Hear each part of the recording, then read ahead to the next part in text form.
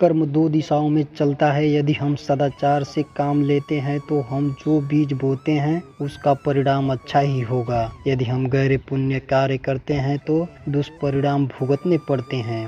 कर्म आखिरकार सामने आता है, जैसा बोओगे वैसा ही काटोगे। जल्द ही या बाद में ब्रह्मांड आपको वो परोस देगा जिसके आप हकदार हैं। आपका कर्म अच्छा होना चाहिए और बाकी सब अच्छा होगा। आपके अच्छे कर्म आपके बुरे भाग्य पर हमेशा विजय प्राप्त करेंगे। ज्यादातर लोग यही सोचते हैं कि इंसान मरने के बाद कहाँ जाता है, स्वर्ग या नरक में। तो सभी ऐसा ही बोलेंगे, मुझे तो स्वर्ग में ही जाना है। तो क्या स्वर्ग में सिर्फ वही लोग जाते हैं जिन्होंने अच्छे कर्म किए हैं? क्या नरक में वही लोग जाते हैं जिन्होंने बुरे कर्म किए हैं? तो सभी को यही लगता है कि जिसने अच्छे कर्म किए हैं सभी स्वर्ग में जाते हैं और जिसने बुरे कर्म किया है नरक में जाते हैं। अगर आपको ऐसा लगता है तो यह वीडियो आपको जरूर देखना चाहिए, ताकि आपके अंदर कभी ना कभी उठते इन सवालों का सही जवाब मिल सके।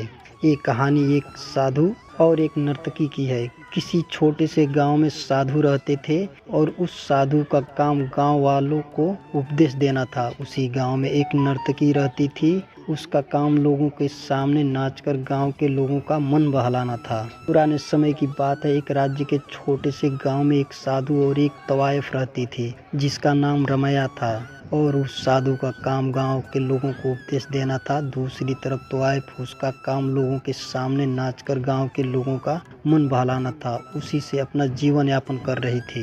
एक दिन गांव में कुछ कुदरती आपदा आ गई और ये साधु और रमैया नर्तकी दोनों उस कुदरती आपदा में मर गए। मरने के बाद जब ये दोनों यमलोक यमराज के पास पहुंचते हैं, आदेश होती है कि रमैया नर्तकी को स्वर्ग दिया जाता है और साधु को नरक। इस फैसले को सुनते ही साधु यमराज पर बहुत चिल्लाते हैं और उनसे क्रोधित होकर पूछते हैं कि यह कैसा न्याय है यमराज। मैंने अपनी सारी जिंदगी लोगों को उपदेश देने और सेवा भक्ति में बिता दी और मेरे नसीब में नरक क्यों? जबकि ये रमैया नर्तकी जीवन भर लोगों को रिझाने के लिए नाचती रही, उनका घर बर्बाद की और इसे स्वर्ग दिया जा रहा है। ऐसा क्यों? मेरे साथ अन्याय क्यों? यमराज ने साधु को शांति से उत्तर देते हुए कहा कि ये नर्तकी अपना पेट भरने के लिए नाचती जरूर थी, किंतु उसके मन में यही भावना थी कि मैं अपनी कला को ईश्वर के चरणों में समर्पित कर रही हूँ।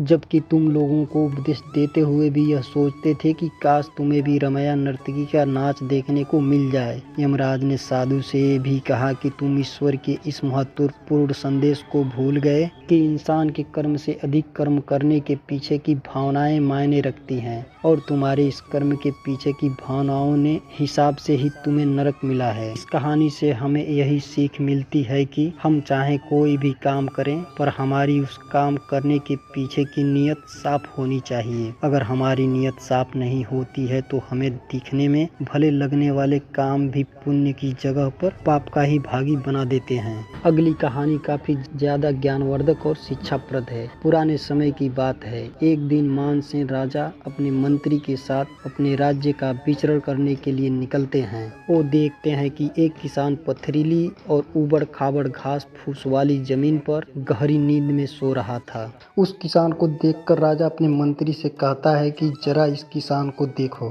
ये बेचारा इतनी असुविधा स्थिति में भी कितनी शांति से सो रहा है, और एक हम है जो इतनी अच्छी सुविधाएं के बावजूद भी अगर थोड़ी सी अड़चन आई तो ठीक से सो नहीं पाते। मंत्री ने कहा, महाराज, ये किसान अब इस परिस्थितियों में ढल गया है, इसलिए वो अच्छे से सो पा रहा है। अब उसने अपनी इसी जिंदगी को अपना लिया है। मनुष्य का शरीर बहुत ही कठोर होता है, उसे जैसी व्यवस्था मिलती है वैसा ही वो अपने आप को उन परिस्थितियों में ढाल देता है। राजा ने अपने मंत्री से कहा कि मुझे ये बात सही नहीं लगती। राजा ने कहा कि हमें इसकी परीक्षा लेनी होगी। उस किसान की परीक्षा लेने के लिए वो उसे अपने साथ राजमहल में ले जाते हैं। यहाँ पर राजमहल में उसके लिए हर तरह की सुख सुविधा की व्यवस्था दी जाती है। उस किसान को बहुत ही अच्छा नरम बिस्तर सोने के लिए देते हैं। किसान भी बड़ी खुशी के साथ राजसी ठाट बाट का आनंद लेने लगा। इसी तरह किसान को राजमहल में आए हुए 2 महीने बीत गए। अब किसान भी इस सुख सुविधाओं का आदी बन गया था। उसी बीच एक दिन मंत्री ने चुपके से किसान के बिस्तर में कुछ पत्ते और तिनके रख देता है। किसान को तो अब इन सुख सुविधाओं की आदत लग गई थी, इसलिए वो बिस्तर में ऐसे पत्ते और तिनके रखने की वजह से सारी रात करवटें बदलता रहता है। उसकी नींद भी ठीक से पूरी नहीं हो पाई।